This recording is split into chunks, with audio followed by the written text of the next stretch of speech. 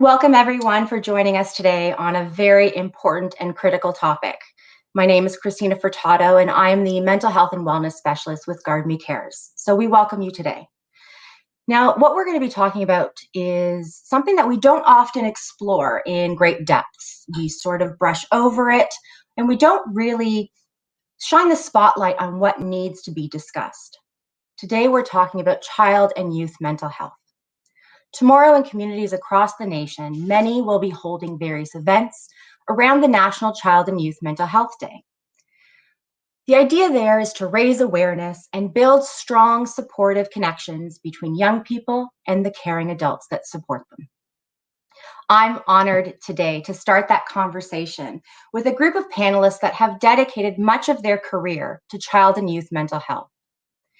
Bringing awareness to the importance of child and youth mental health, our expert panelists will be continuing the conversation, creating awareness, discussing how we all can do our part in safeguarding our youth's mental health. So I welcome our panelists today. We have with us, joining us, Denise Wellagora. She's been part of our previous two panelists, which is amazing. So thank you again for agreeing to join us today. She brings with her frontline 20 years of experience prior to joining the Mental Health Commission of Canada as a trainer and delivery specialist with them and the mental health first aid. Denise brings experience as a psychiatric nurse, residential program director, as well as case management and crisis worker. She's been facilitating mental health first aid since 2008. So thank you, Denise, for welcoming. Well, thank you for the invitation again, Christina. You're welcome. We also have the pleasure of welcoming Jason Carey, who has worked in the mental health field for well over the last 30 years as a clinician, a trainer, and manager. Currently, a counseling manager and assist training for Kids Help Phone. Jason brings a wealth of knowledge from his past tenure, including 7 years, and I'm going to have to read this because, wow. So 7 years with the Edmonton Police Special Victims Unit as a crisis counselor, a team leader and division coordinator, as well as 4 years with the Department of National Defense as a peer support trainer, 4 years as an abuse prevention educator with the Red Cross, and also brings a wealth of experience and knowledge through his various roles within local distress centers. So thank you, Jason, for joining us as well. Thank you for having me. Our final panelist, Jeffrey Schiffer, got it right this time, brings well over 15 years of experience in a variety of different positions that he's held over those 15 years. Dr. Schiffer has held positions at the Earth Institute at Columbia University, the Vancouver Aboriginal Child and Family Services Society, then the Justice Institute of British Columbia and the City of Toronto. Throughout this time, he's also taught in the Indigenous Focused Orientation Therapy Program, the Indigenous Tools for Living training. Dr. Schiffer is currently the Executive Director at the Native Child and Family Services of Toronto.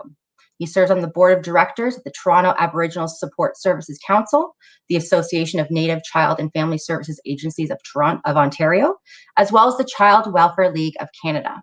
He co-chairs the City of Toronto's Aboriginal Affairs Committee. So welcome, Jeffrey, and thank you so much for agreeing to be with us today. Happy to be here, Miigwech. Miigwech. So today I am truly, and I can't say it enough, honored to have this group of panelists join us on what is such an important discussion to be had. You know, the hope of today is about featuring, sort of shining a spotlight on how our relationships, how our connections with our young people can actually have significant impact on their development of resiliency and their ability to overcome and navigate life's challenges. Stressors, life challenge, it's a given being human. We just need a skill set to better navigate that. And part of that skill set is also what we learn from the adults around us. Addressing the mental health needs of our children and youth is the responsibility of all community members. It's not our duty, it's our responsibility. Children and youth learn from the adults around them. They learn from their parents, caregivers, family members, teachers, doctors. The adults that they are taught to respect and rely on. Now, in these various roles, we impact how children and youth think about and care for their own mental health and how they treat others who may have their own challenges. We have our work cut out for us. These are our future leaders. Let's make a change today and make their future brighter. Having these important conversations can have a huge impact, and is an essential part to a child's development.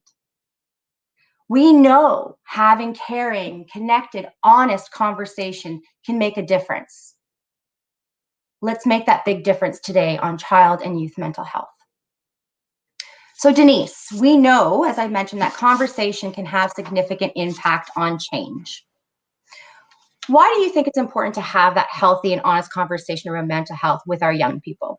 Yeah, thank you for that, Christine. It's a really good question. And, one of the things is that people are so afraid of mental health, and they're afraid to have these conversations. And even when you say the term mental health, people will go, "Oh, I don't have mental health." We all have mental health.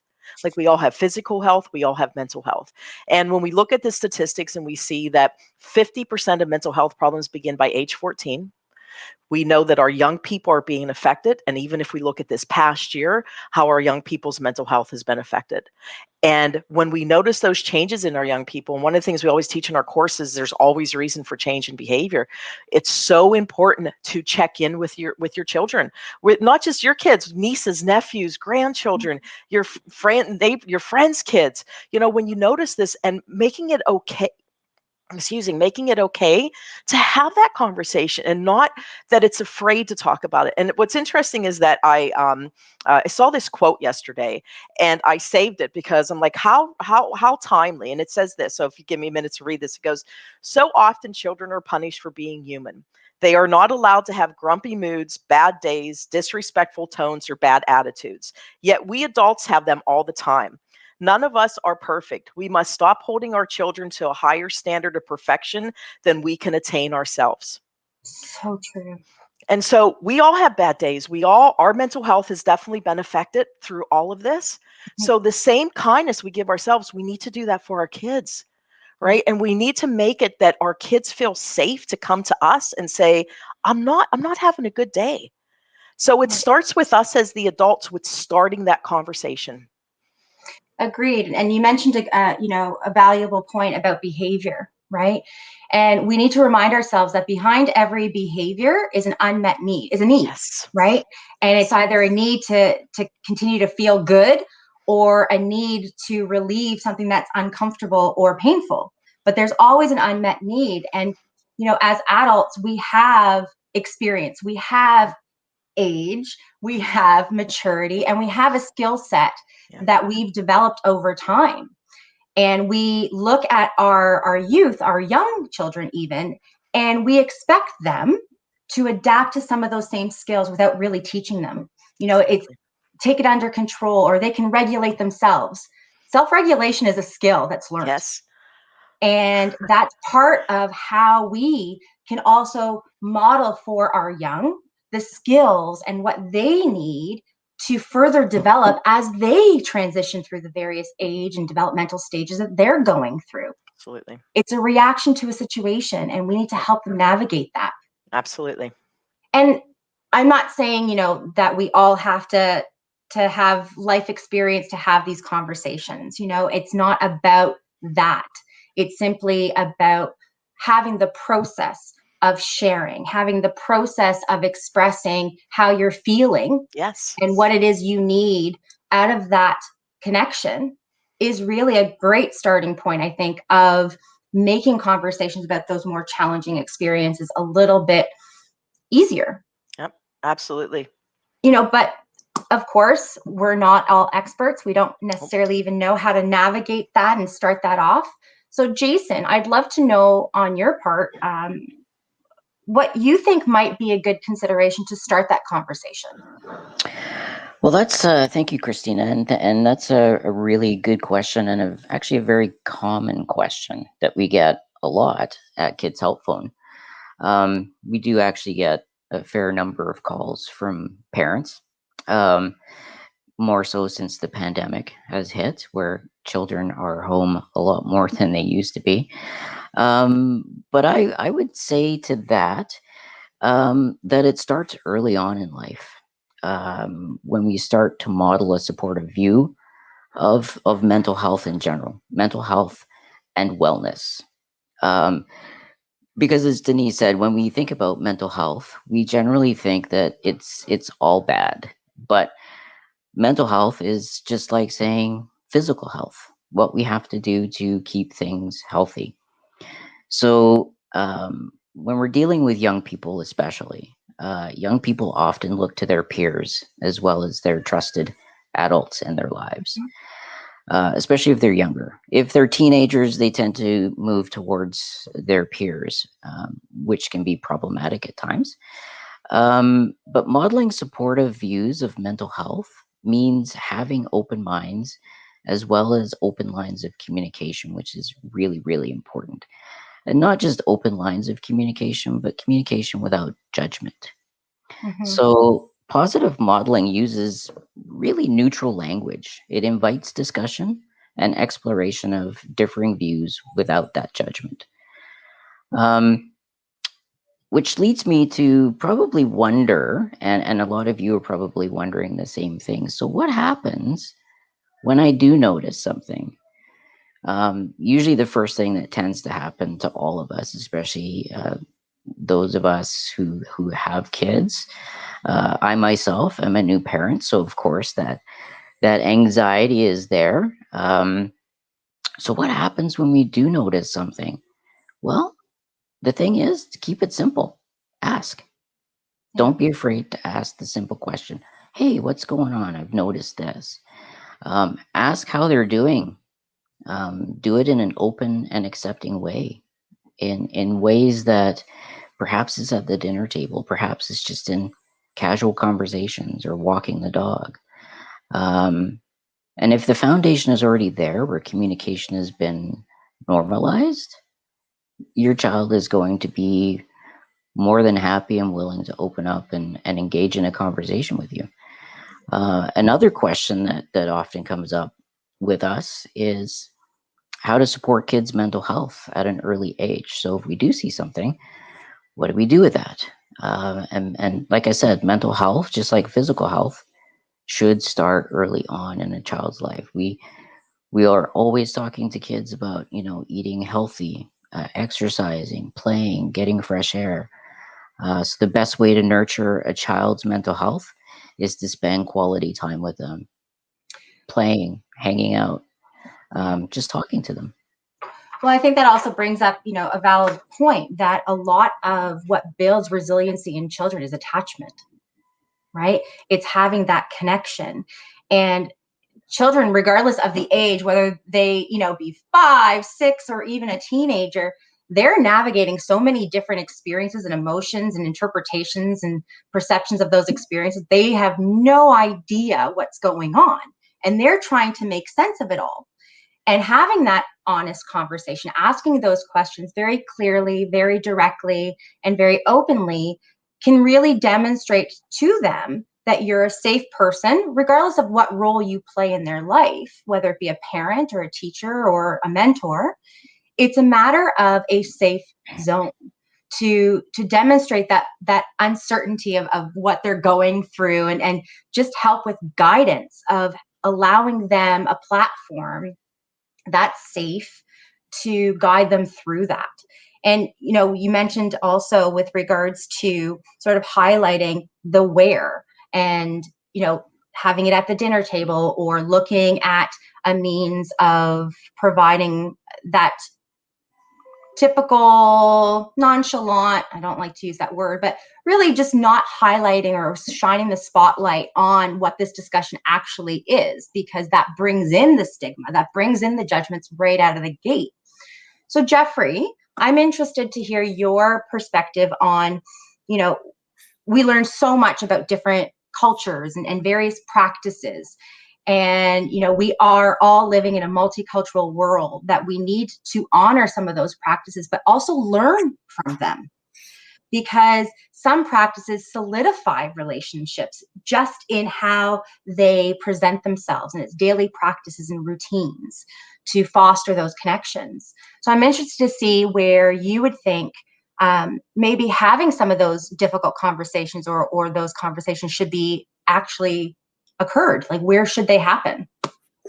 For sure, yeah. I mean, I think all of us have seen this mental health crisis become more acute for children and youth over the context of the pandemic, right? And one of the things we noticed very early on at Native Child and Family Services of Toronto was that we weren't able to do a lot of face-to-face services that we did with children and families, and we were seeing horrible challenges with mental health that were disproportionately impacting Indigenous and racialized peoples. That made me think, as a Métis person, to go back to some of my teachings to think, how are we going to address this? Indigenous people for millennia have understood the connection between wellness and land. In fact, a lot of Indigenous people talk about how you can lean into land for wellness. And, there's also a canon of research now within the mainstream, or whatever you'd like to call it, that really articulates and shows that a lot of the mental health challenges that our children and youth are facing right now can be mitigated through interaction and connection and activity outdoors, right? Indigenous people often talk about the 4 dimensions of wellness: physical, mental, emotional, and spiritual. And all of those things are bound up together, right? They don't exist in isolation. We've heard a lot about physical health already and mental health already. And we know that being physical outside is good for your mental health, right? So I would say that in a lot of circumstances, because it's not always easy to have the conversation, right? And you can sit down at the dinner table, and a lot of times that's a great time for the conversation. A lot of times the child or youth may not be responsive, right? Like, I know that it's not a good time for me to have a conversation about mental health with my son when he's having an anxiety attack. He's not in the space to receive that. Mhm. But I also know that if he's really anxious and I get him outside and we walk in the ravines and there's water there and there's trees and there's life around him, his anxiety is brought down. And all of a sudden we can have a conversation that we couldn't have had previously, right? So I think that we've talked about how it's important as relatives to connect with each other. And when we say that from a mainstream perspective, we're talking about people as relatives, right? Like aunts and uncles and parents and fathers. Indigenous people have this kind of all my relations perspective that considers our human family to be relatives, but also our non-human family to be relatives, Mhm. right? Like, from an Indigenous perspective, the trees and the water and all of that stuff is also our relatives from a different cultural lens. And I think that when we get kids outside, and we've been doing some work at Native Child and a bit of evaluation to sort of demonstrate this, when we get kids outside, those conversations become easier. And a lot of the practices and approaches that we take to fostering mental health, they're more effective. And we know that when we lean into land, we can achieve a lot more working together. So I think that, if you're trying to mobilize some of the observation and Mhm. practice and conversations that we've been hearing about today, and it's not really working, you might want to think about getting outside. Think about what that conversation would be like in a park or by a Yeah. ravine or wherever else. Yeah, Miigwech. And that is such a valuable point to highlight, is that we're not in the same spot that we used to be in. So we can't expect the same solution. We need to really explore different ways of engaging our young in conversation. If family dynamics or traditional ways that you've done and you've handled conversations previously have been around the dining room table, and your child or your youth has not been forthcoming or actively participating in that discussion, then guess what? That may not be the platform to start these discussions in. It's looking at the creativity and really setting your intention. What do you want to achieve here? And what are you willing to commit to in order to play out that intention? Denise, what do you think about, the where, the how, Yeah. about conversation? Yeah, absolutely. I can tell you that to have a parent take their child and sit them down at the table and say, "Hey, I've noticed, this stuff's going on. What's wrong?" That conversation's going nowhere. But if you're outside throwing a basketball, what is your kid interested in? If it's video games, whether you like video games or not, sit down, play that video game. Have those conversations. Like I think too, it's important for us to be very honest. A friend of mine a couple years ago, she wanted her daughter to go into counseling, and her daughter was just so, I don't need to talk to anybody. And I was very honest with her because she's a niece, not by blood, but I'm very fortunate to have nieces and nephews with my friends. And I was very honest with her, and I said, I've seen a counselor before. I said, and I think that as parents, I have a 4-legged kid. That's what I have, right? But I think as parents, for parents, if they have lived experience, then they have the insight into, hey, what helps me when I'm being anxious, or when my anxiety is a bit out of control. And if parents can take that step back and go, hey, this is what helps me. I notice this in my child. Maybe this will help them. And then being honest and saying, hey, I understand how you're feeling, because this is what happens when my anxiety is bad. And I think parents just really have to be honest with that. And, and it starts with the parents. And, a friend of mine too, she took her kid to go look at one of the colleges the other weekend, one of the universities, just to drive around. He applied. And she said it was the best conversation they had in that car driving. So it's, if you can get your kid involved with something else and then bring that conversation in. But the other thing is too, it's not just about where and when, but how. And that it's so important, the language that we use. And it's not like, why aren't you cleaning your room? Why are your grades dropping? It's like, hey, I've noticed that you've been really quiet lately. I noticed you've been staying in your room a lot. I noticed that you haven't been hanging out with your friends online. That's how you want to start that conversation, with what it is that you've noticed and what is it that you're concerned about. Exactly. It brings it back to that behavior.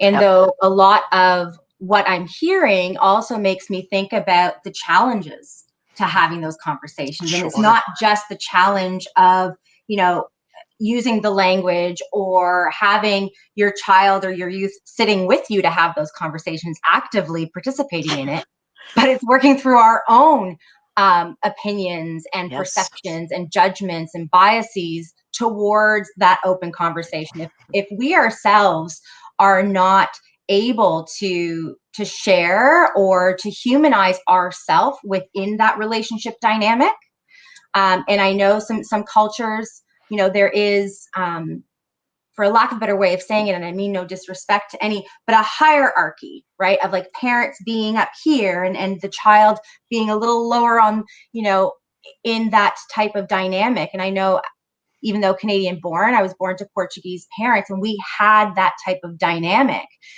We weren't open to share how we were feeling, and we weren't open to question how our parents were doing things or not doing things. So I think it's really important for us all to also explore that baggage, those layers that are us, because that could be a factor in either having that conversation go really, really well or it not. So I'd be interested to see what others feel that may be challenges or factors, of course, from an adult perspective, or even from the child or youth perspective, that may be a barrier that we need to identify now and sort of be able to navigate ourselves around. And I leave it open to the floor as to whom would like to share that. Popcorn style. And if we're just waiting for each other to be polite, then I can pick someone. Jeffrey, I think that, there you go. Oh, Jason. Go ahead, no, it's Jason. okay. Go ahead.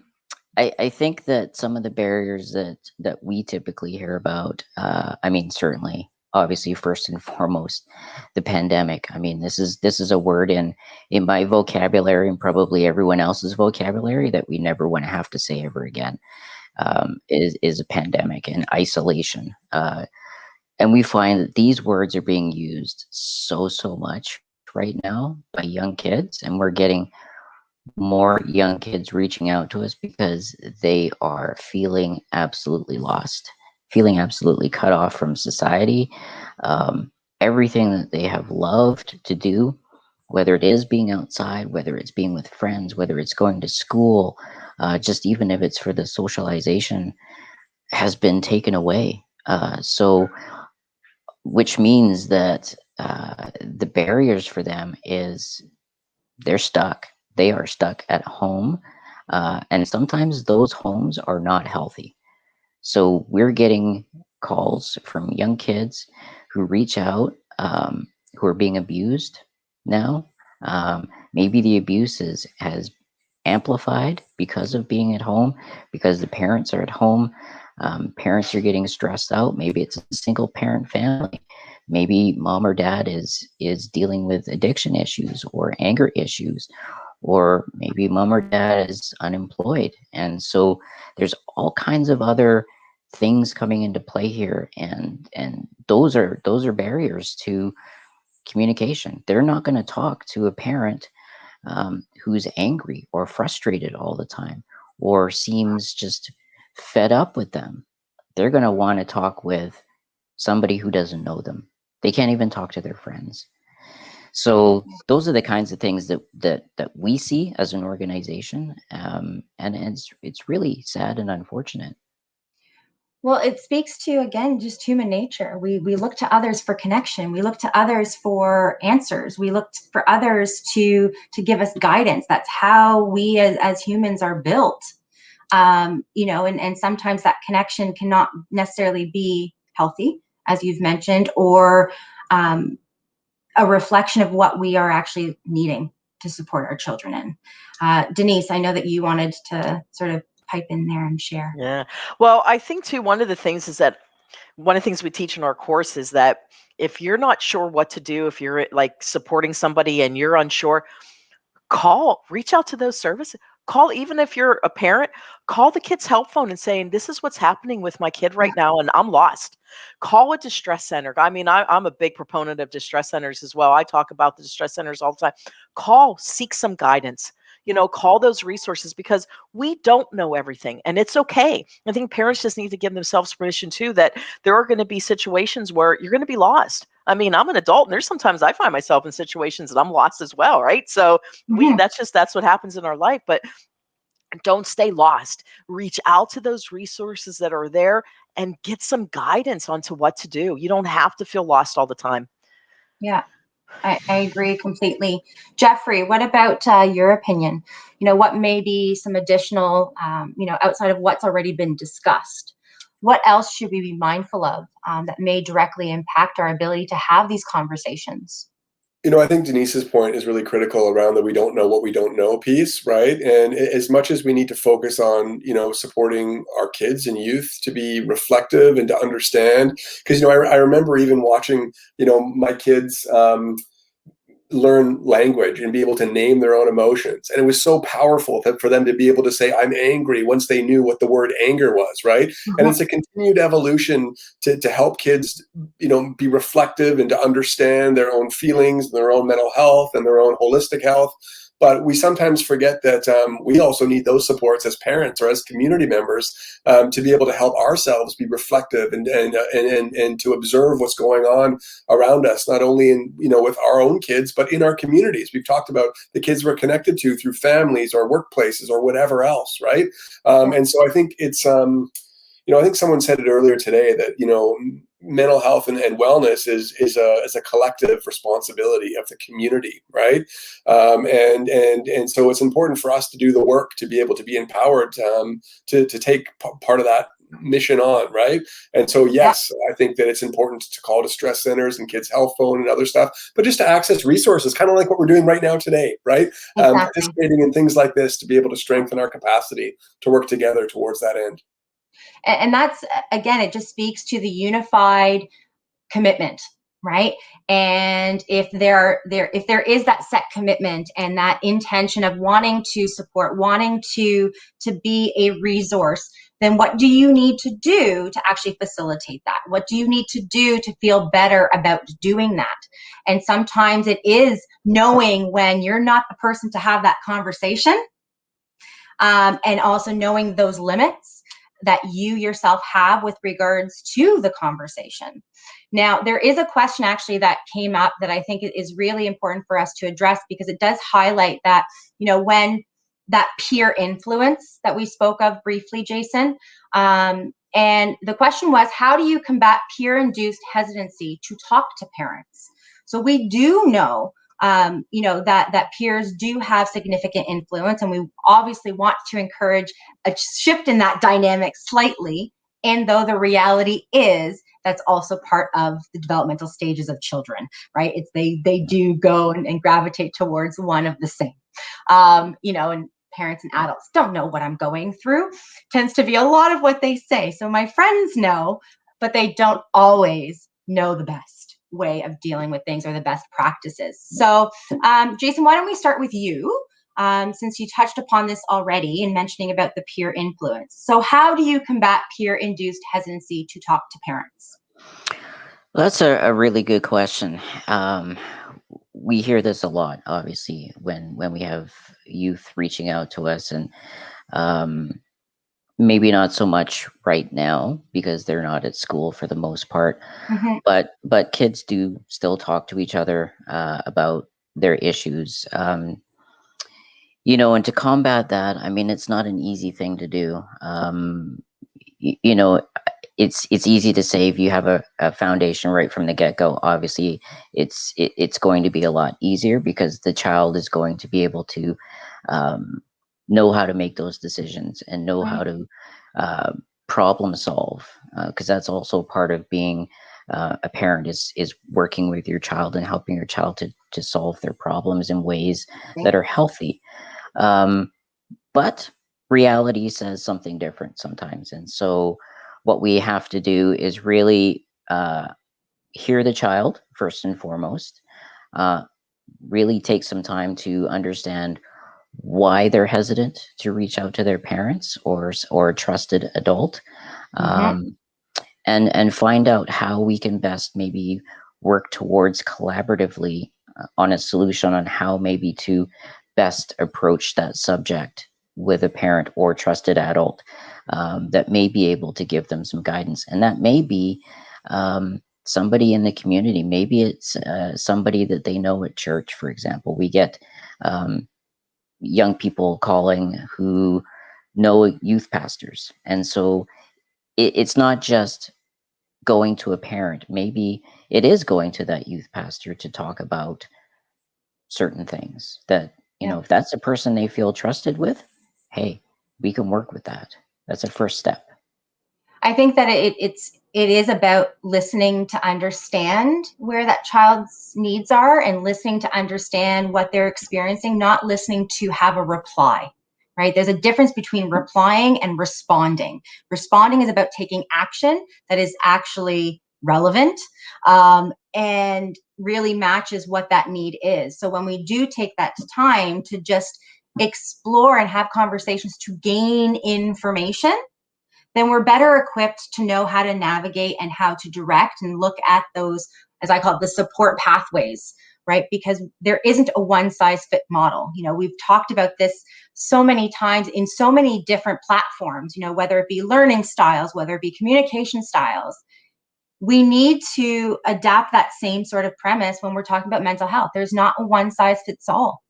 And what maybe even has worked for us as adults, or if we've had our own challenges as a young child ourselves, doesn't necessarily mean that's the end all path that another child requires or can benefit from. And that's why we need to sort of build, as I like to call, the Rolodex of resources at our fingertips, so we're better equipped to know and provide that child options. And I don't know how everyone else feels about that, but that's sort of how I also look at an effective way of really engaging and nurturing child and youth mental health is giving them options, while not giving them necessarily the choice to develop those options, but come up with sort of a plan and saying, okay, here's what I think might be beneficial. What do you think? What would you like to try? Have you tried this before? It's really giving them that sense of empowerment, and knowing that you're there to support them. So Denise, what else do you think might be effective ways to help engage and nurture child mental health? Yeah. And I mean, I think too, like when it comes back to that hesitancy to talk, I think having that conversation with and saying, well, why is your friend hesitant to reach out to their Yeah. parents, right? Because it's different situations in different families. But I really like how you said that too about the Rolodex of resources. And we know that not everything helps everybody. For some, it's going to be breathing. For others, it's going to be, coloring books, whatever it is that helps. But I really like that, that empowering and giving the ownership to that young person, letting them own it, and as we guide them, and just really creating that safe space so that helping them to know that we're a safe person. But if they're reluctant to talk to us, we can ask them, so, why are you afraid to talk? Who do you feel comfortable talking to? If you were having a rough day, who would you trust to talk to? And, asking that and respecting. I think sometimes what happens as adults, because, I think sometimes we forget what it was like to be kids. Well, I think we're also motivated to want them, like, eager to make them feel better. Like, so we want to we fix do. things. Oh, we want to take it. We want to take it on, and like, Yeah. let's be that support, but in a way of Yep. like, okay, I'm going to fix things. And we need to remember that it's not about fixing. No. I mentioned this before. It's not about fixing the individual. It's about fixing and finding the solution to what they're struggling with. Yep. Empowering them, building on their skills to deal with whatever is that distressing event or emotion that they're experiencing at the time, and letting them know it's okay to have a bad day. Yeah. And we know that anxiety is the most common mental health problem in our young people, right? So always that worry, I'm not doing enough, I'm not good enough, I'm not, I have to get A's on everything. That our young people put enough pressure on them. We as adults, we do not need to add to that pressure on our young people. No, and we also don't want to mirror it. No. Like there's now I'm going to misquote it, so I'm not even going to try. There was a quote by Gabor Mate, and I definitely anyways, we'll have to think about that. Maybe I'll post it later in our recording of the link. But it really speaks to, children look to their caring adults, and this includes youth, as mirroring what ultimately they are looking for and striving for. They're looking for connection. They're looking for honesty. They're looking for support. They're looking to know that things are okay, or they're going to be okay.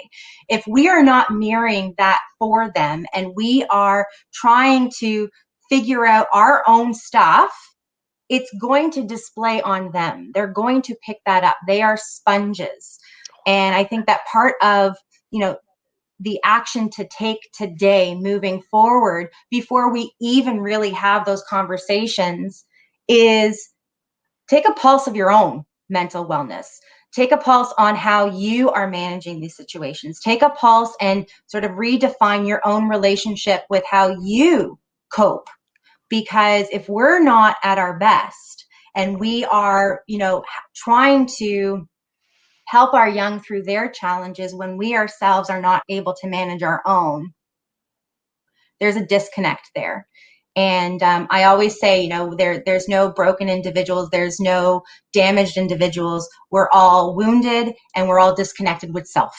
And we need to regain that before we start promoting a more positive dynamic between us and our young. So with that said, and mindful of time and wanting to have some questions, what steps, Jeffrey, I'll pose it to you. I know I've kind of messed up our order a little bit, but what steps do you think we can do to keep and take this conversation beyond today? I think that, one of the most protective factors for children and youth mental health is a circle of supportive relationships. You talked about a Rolodex. I like the question about peer-induced hesitancy to talk to parents. I think one of the hardest things to recognize as a parent is that sometimes you're not the solution. Man, that's tough. Right. Like, and sometimes, and kids need choice, and they need empowerment. We've talked about this. So when I think about what I want for my kids and what I want for kids in the community, I want them always to have 4 or 5 supportive relationships that they can go to. Because if their peers are saying, don't talk to parents, that's not cool. They're probably not saying, don't talk to music teachers, and don't talk to your big brother, and don't talk to uncles, and don't talk to, right? So if they have 4 or 5 different supportive relationships where they know that they can go, and based on where they are and their life stage and the particular challenge, they know each of those people fulfill a different section of that Rolodex, if you will, they can go to different places for that support. And so I think one of the things that we can do, as parents and community members, is to try to support kids and young people to be able to have those resources so that they can then make the choices that they want for the individual that's right for them, given their current challenge or what they might be going through, if that makes sense. Totally does. Thank you so very much. Jason, I pose the same question to you. I would have to agree with Jeffrey in that the larger the circle of resources and supports in place for a young person, the better it's going to be for them. It's almost like having a safety net. So if you can't go to one, you can go to another. it's like us as adults. It's important for us to have that same circle Mhm. of support. Although we're dealing with much different types of situations, but for young people, they're dealing with a crazy world right now. And I say crazy meaning that it's chaotic and uncertain and scary.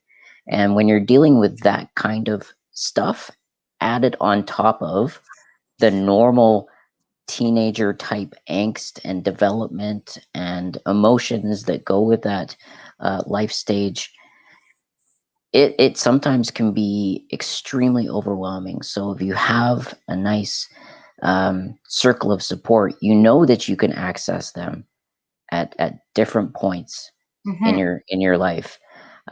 We encourage that too. We have something on our website that we have something called Resources Around Me, and it's something that can be accessed by young people independently.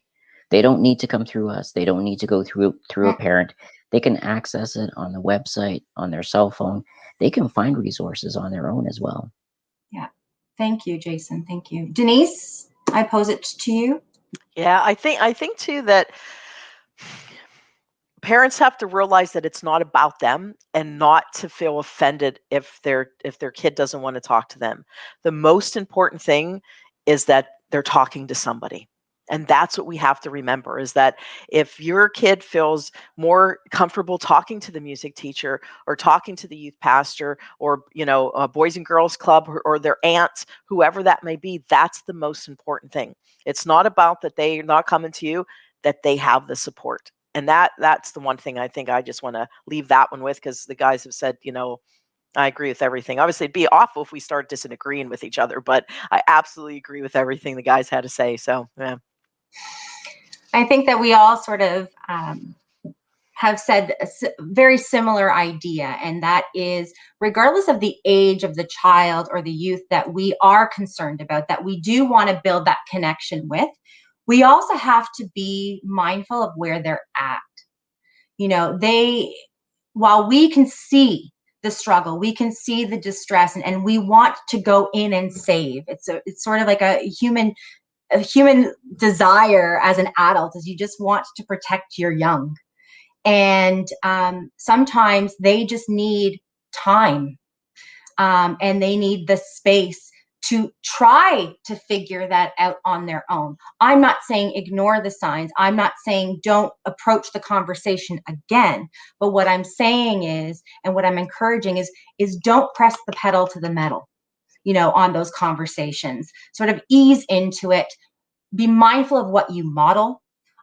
Be mindful of humanizing yourself, because I think that's important as well when we're dealing with these difficult conversations with youth and children, is they do put parents and adults on this sort of pedestal that you got your stuff together, right?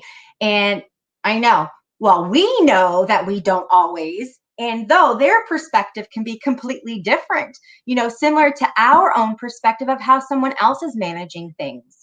We have our own judgments, regardless of the age. We bring those to every situation and interaction that we engage in.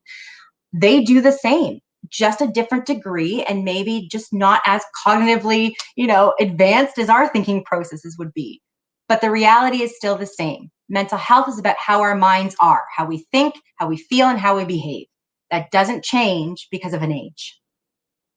So we need to be really and truly mindful of where our children are at when we want to have those conversations, and also to self-reflect and be aware of how we are with life's challenges, and how the world around us is shifting on a daily basis, and we may remain stagnant, and it's important for us to be mindful of that as well when we're having those conversations.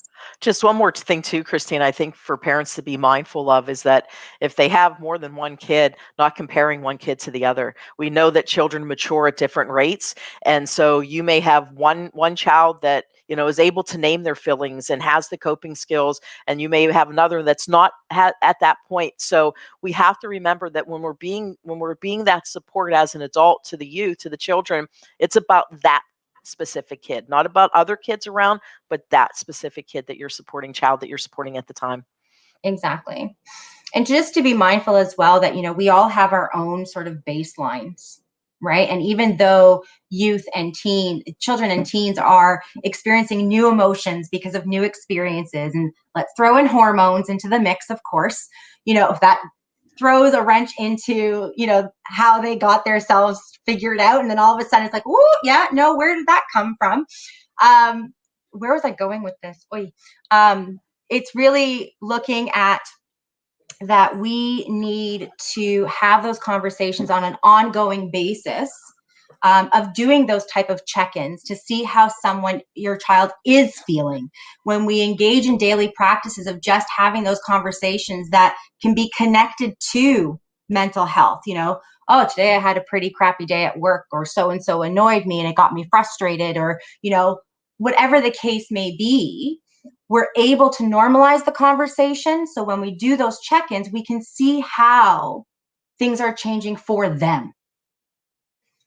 Our baseline's different. Our typical behavior is going to be different. And we cannot rely on what we deem as typical for our child, because they are constantly evolving as they're growing up. Their typical behavior is not going to be typical. You can't say that a 2-year-old is going to be the same when they're 5, behavior-wise. No, life experiences. So we need to always keep a finger on the pulse in trying to gain some sort of perspective, of knowing and understanding where the child and youth are at in order to know how to navigate that conversation. So with that said, I do definitely open the comments to any questions that we may not have addressed, or that people have sort of been waiting to ask. So we'll sort of sit tight a little bit and allow our attendees to pose any questions that they'd like based on what we've talked about, as we patiently await. Could always have some Jeopardy music playing in the background, or Maybe Jeopardy music. I don't know about Jeopardy music. Would it be Jeopardy music? we could actually have any music. Yeah, maybe. I don't know, because my playlist right now is probably going to get everybody grooving. Nothing wrong with that. There's always a dance party here in my office at home. Well, it was while we wait for questions, I, prior to becoming a counselor, I was a teacher. I was an educator for, my goodness, 15 plus years. And I used to hold random dance parties in the middle of class, again, just to show that they can deal with the stress of what they were managing during that day, and be okay to just take a break and let it loose. And it really also highlights different ways that parents can model, ways of, when you're just having a hard day, it's not having that conversation in front of your child. It's about how do you have that conversation in front of your child to know that your day wasn't perfect. And I know that, quite often parents, will have those difficult adult conversations in private. And of course, I'm not saying that all conversations need to be shared with the family. That's not what I'm saying. And though I think it could be helpful to have some of those conversations in an appropriate way in front of your children, so they get an appreciation that, you're having a not so great day, but you're managing it, and this is how you're managing it. Modeling a coping skill that they can learn and adapt to their own life. We do have a question in the chat, so let me read that out. How do you overcome children who are not talking to you, and they're not talking to anyone else? So we'll go in reverse. So on my screen, so Denise, we'll start with you. So one of the things the most important thing is that they feel that they have somebody to talk to. And so I would be asking, why they're hesitating to talk. I would ask them, if they were having a really difficult time, who do they trust? Right? Because it could be that they're just not, feeling comfortable talking about it. It's also about as parents about being able to give language or words to how children may be feeling as well too, because I think sometimes kids don't have the words to use. But that's what I would be. That's the one thing I would ask first is like why. We could realize too is that maybe the young person doesn't realize they may be struggling at the time and think everything's okay. But finding out who they trust and then encouraging them to talk to that individual.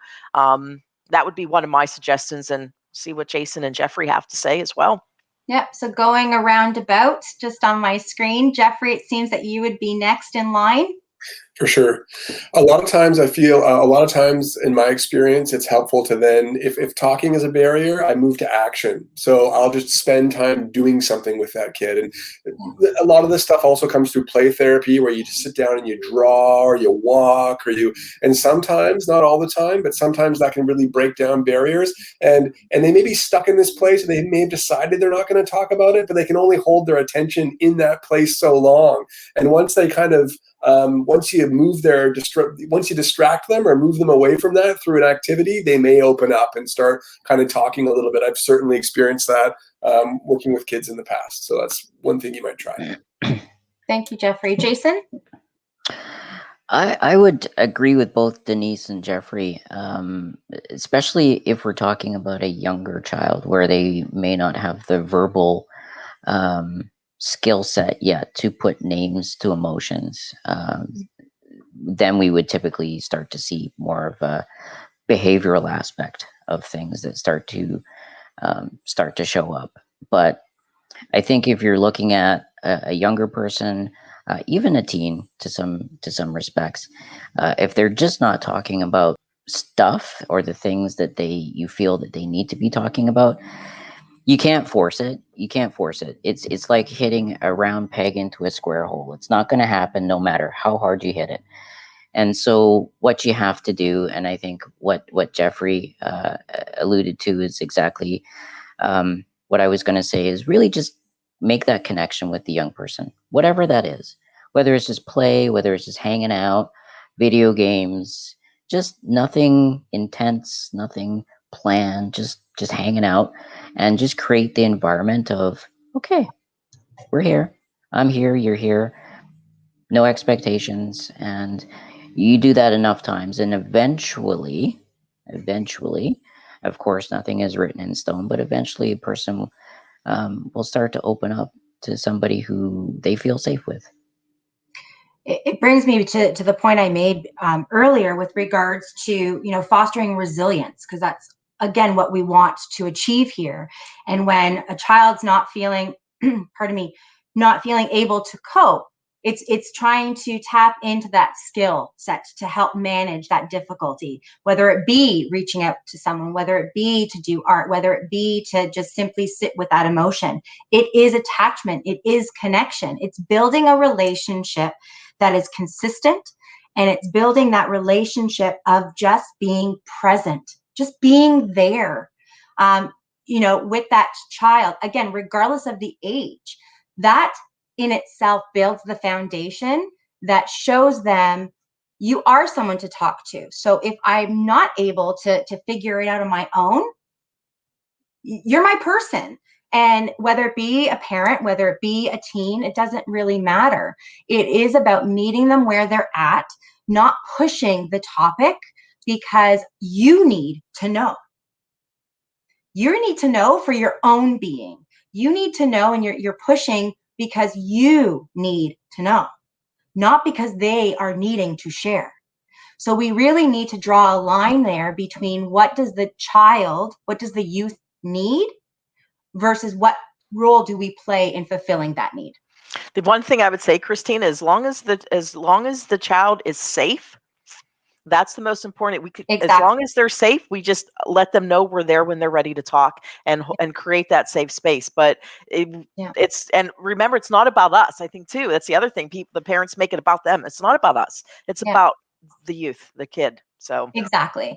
Something else that I've suggested to parents of younger children that, again, don't necessarily have the vocabulary or the ability to even make sense of their own world, is actually put a little diagram of art that they did as a family without really speaking as to the intention of it. And it was a circular art piece because it is about the circle, and to also tap into some of the Indigenous practices and the value of circles, right? And it was a matter of divvying up the circle into various pieces that were, this is my circle of support of this household. And it was about the household support. And they identified different avenues of support for each family member within that household. So it became a family event, but it also really highlighted as a visual that there is support there. And while I'm one piece of the pie, one piece of the circle, there's so many other aspects that that child, that youth at any particular time can actually access. So it was sort of encompassing everything without really hitting home the underlying intention behind the actual activity. So we do have another question, well, actually a few more, which is great. So we have a question, is anxiety more common today compared to when we were kids? Or was it just because we just didn't talk about it back then? And this is a very bold and common question that our generation tend to ask about a lot of different topics. It's not just about anxiety, so I'm not quite surprised to see it pop up today. So why don't we go in reverse? Who ended before? Was Jason? It's a really good question, actually, and that's a question that can be assigned to a lot of different things. And of course, I think we hear about it more today, just because there's more avenues of communication. The first thing that comes to my mind is social media. Everybody that I know of, and that all the kids that we speak to, have social media, whether it's Instagram or Facebook or whatever else they're on. Some things I don't even know how to use, which makes me sound really old. But there's so many different ways to talk to each other. More so during this past year, because that's how they are communicating with their friends. And so it's not just that, it's not that necessarily there's more anxiety than there was. I think there's just more ways to talk about it, and I think there's more. It's become more of the norm to talk about than it was when I was growing up. I think it's mental health in general is a very hot topic right now, and anxiety is part of that. And so I think it's going to continue. I agree. Jeffrey. Yeah, I mean, I'd say the jury's out. I've read stuff that says, there's way more anxiety now than there ever was. And I've read other stuff that say people feel more empowered to talking about it, and talking about it makes you feel it more. There's a connection between language and experience. And so, I think it's really, really hard to say. What I do think is, is important is what Jason just said. And it's basically, there's way more manifestations of it because people are talking about it more and experiencing it more. We're seeing it more. So we're confronted with it more than we were in the past, which requires more tools and approaches to be able to manage it. Yeah, I think maybe that's all I would say to that one. Thanks. No problem. Denise? Yeah, I have to agree with the guys too. I mean, when I was growing up, we didn't have social media and we didn't talk about it. But when I think back, I've lived with generalized anxiety disorder for most of my life. But it just wasn't, we didn't have those conversations. We now have those conversations. We have people that are well known that talk about living with mental health problems. So I just think that because more people are talking about it, that now we have more awareness about it. Because people have had depression throughout the years and have had anxiety, but there was the stigma and those conversations did not happen. I think it's also where there are these terms being used more commonly now, as sort of these blanket ideas or concepts towards a feeling that we've always had. Anxiety is worry. Anxiety is stress. Anxiety is discomfort.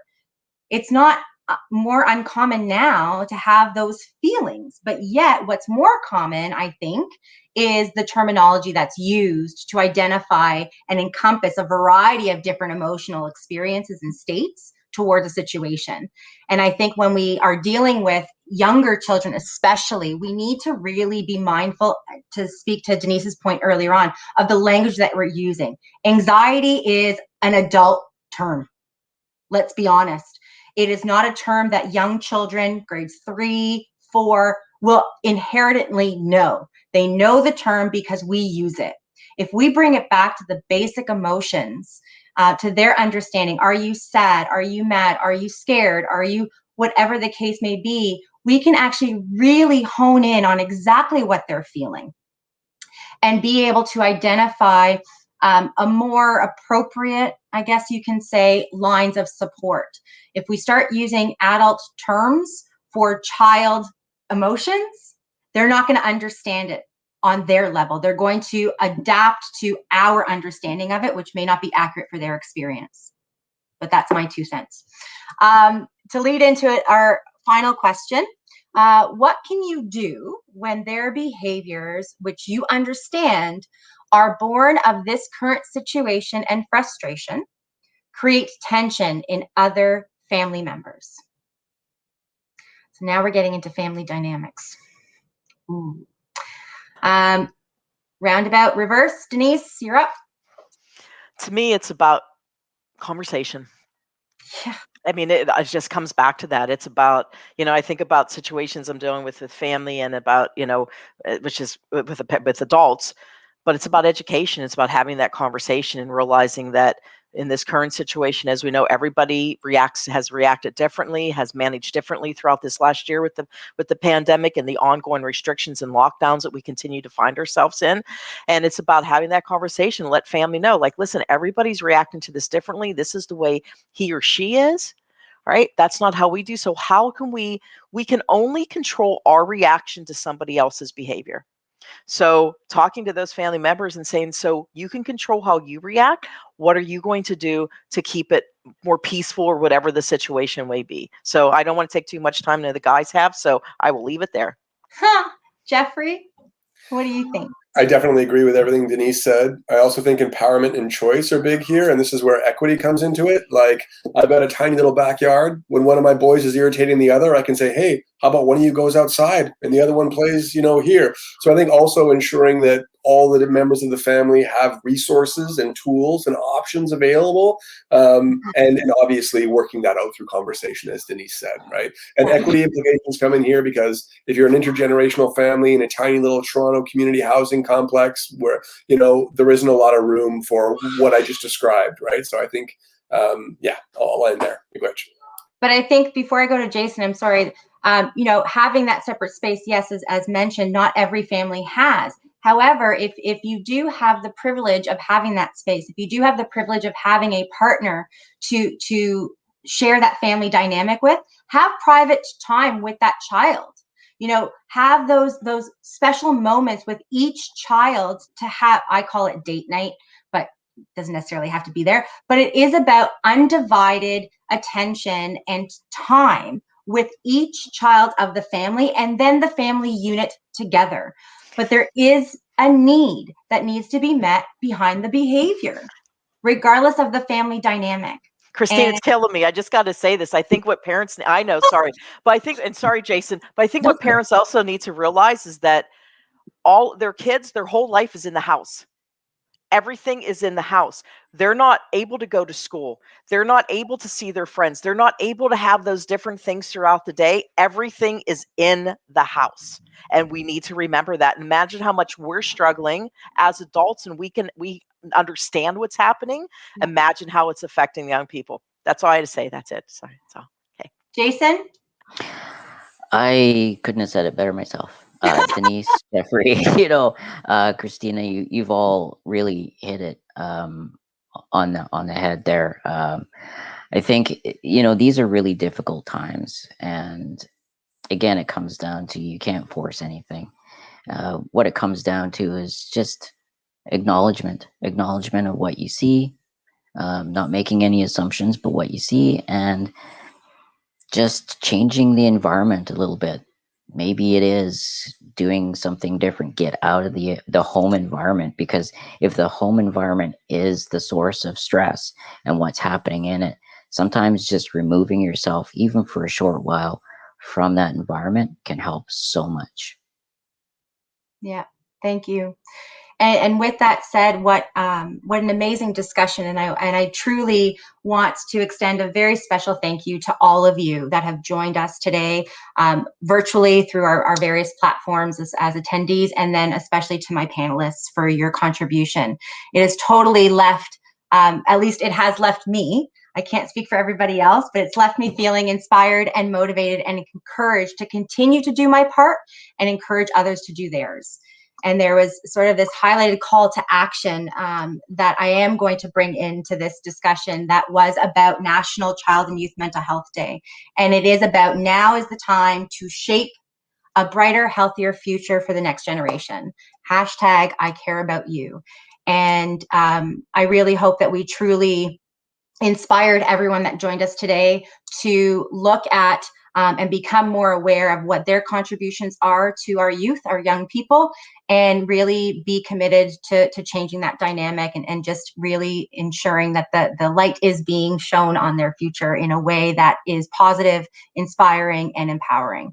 So I look forward to seeing everybody during our next Real Talk, which is having a voice at the table, taking real action on equity, diversity, and inclusion.